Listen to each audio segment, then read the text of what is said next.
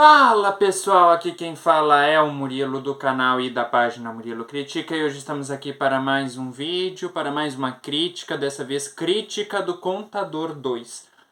Mas antes deixem suas curtidas, comentem, compartilhem com seus amigos e se inscrevam no canal e sigam a página no Instagram. Bom, antes de adentrar ao segundo filme, eu tenho que explicar o contexto. No meu pedido de crítica, do mês de maio, a pessoa que pediu o Contador 2 me pediu também para falar sobre o primeiro filme do Contador lá de 2016, que é protagonizado também pelo Ben Affleck, que é o Christian Wolff, que ele interpreta o personagem Christian Wolff. Enfim, então eu devo dizer aqui no sentido comparativo, começar por esse sentido, pois eu vejo o segundo filme dessa franquia, que agora vai ter até um terceiro, já foi confirmado, mas eu vejo como uma perda da magia, sabe? Uma perda de originalidade. E isso é muito complicado, principalmente para filmes desse tipo, e que ainda mais de que vem de uma sequência de 9 anos depois, O primeiro filme foi de 2016, o segundo agora em 2025. E o primeiro ele era tão mágico em todos os sentidos, em construção de roteiro, de desenvolvimento de personagens, de familiaridade, de plot, de ação. Você tinha tudo isso de tom mágico, com uma tonalidade mágica. E principalmente a interação entre o Ben Affleck e o Jon Bernthal, que, de certa forma, continua aqui, mas com algumas coisas que me fazem crer, pelo menos, no âmbito do roteiro, que é falho, ao meu sentido. Pois essa perda de magia é uma perda de grandiosidade. E isso se faz em setores de ação, plot twist, roteiro e demais aspectos. Por que eu falo no sentido comparativo, mas não é nem isso, é um fato, é uma presença que eu enfatizo, de fato, que o filme ele não prevalece apenas em comparação. Ele, por si só, como filme, é, de certa forma, decepcionante. E decepcionante no sentido de que o próprio longa, isoladamente, não entregou o que desejava. Ou seja, ele tem falhas em coincidências de roteiro, principalmente a coincidência mais absurda de roteiro que eu vi nesse filme é na personagem da Daniela Pineda, que é uma figura antagonista, entre aspas. Coloca antagonista bem entre aspas, porque ela vai como um obstáculo para os protagonistas, mas tem um plot envolvendo ela que não é nada mágico. É um plot previsível desde o momento em que o filme começa e fala sobre aquela família e demonstra muito a persona da assassina. É óbvio esse plot.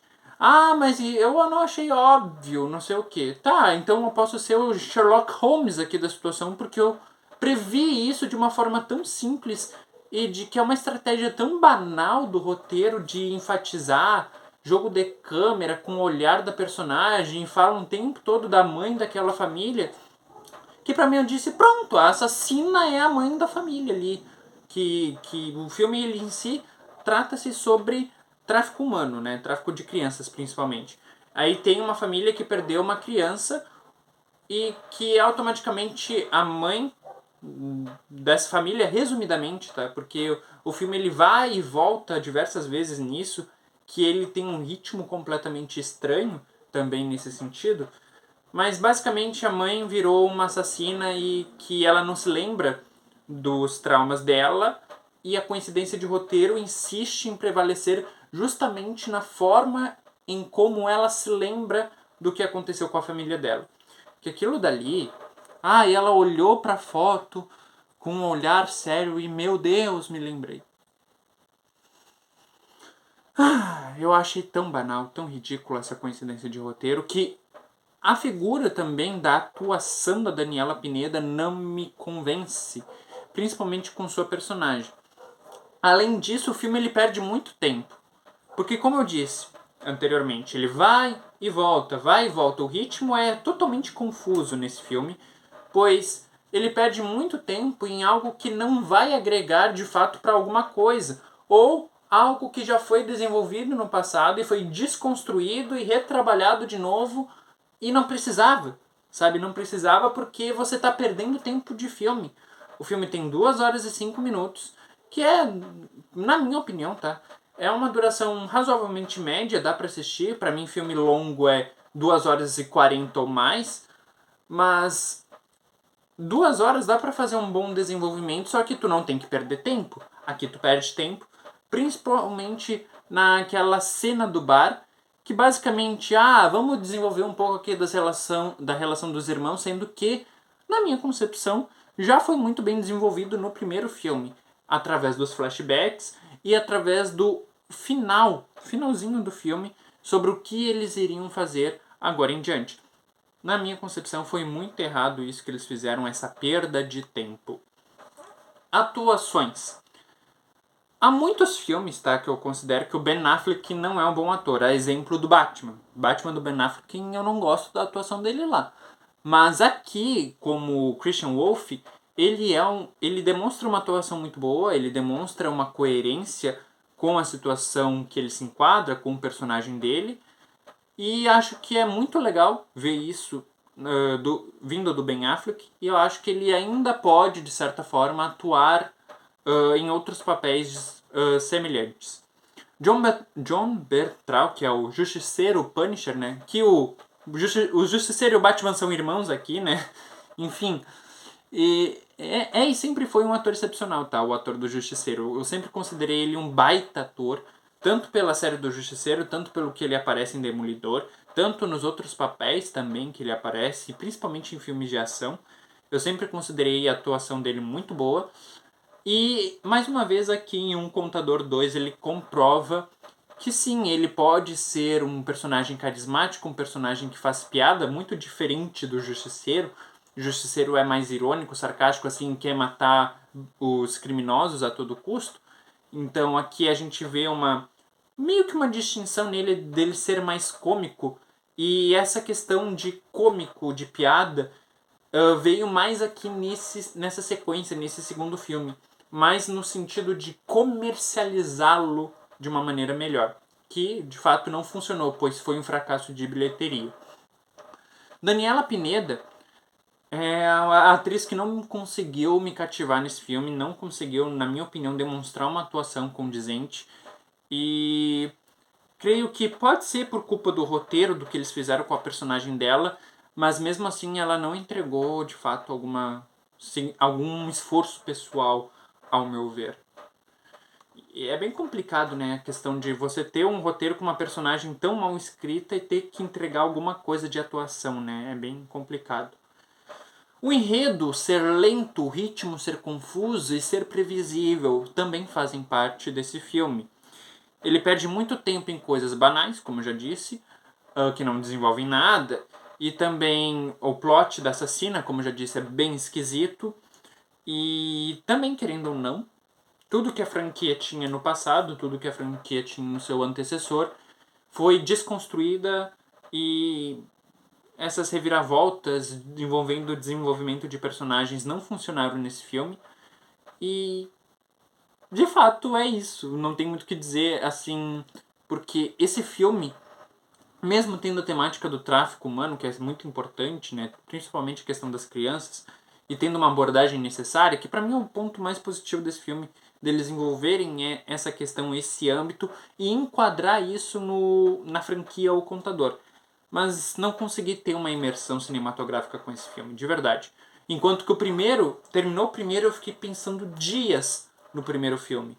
Eu fiquei pensando muitas coisas sobre o quanto ele é inovador em sentido de filmes de ação. O quanto ele não é apenas uma ação por ação, uma ação brutal, uma ação que muitas vezes até negligencia a história. Que, vou citar o exemplo, muitos vão, né, me esculachar, mas John Wick 4, por exemplo, é um filme muito bom. Eu dei uma nota muito alta para ele, mas é indiscutível que em certos momentos eles só esquecem a história para focar nas cenas de perseguição e nas cenas de ação e grandes sequências assim por 1 hora de filme. É isso que é o John Wick 4. E que, querendo ou não, também é um sentido de inovação. Mas aqui, o contador, tanto no primeiro quanto mais no primeiro, né?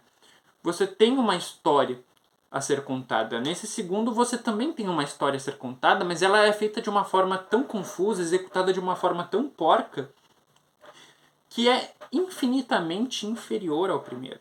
De verdade mesmo. E a pergunta que não quer calar: cadê a ação?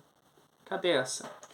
Porque a gente trata, né, o contador, principalmente a franquia, o segundo, a gente espera que tenha mais sequências, um ritmo um pouco maior do que o primeiro. É isso que se espera de uma sequência de ação, de filme de ação.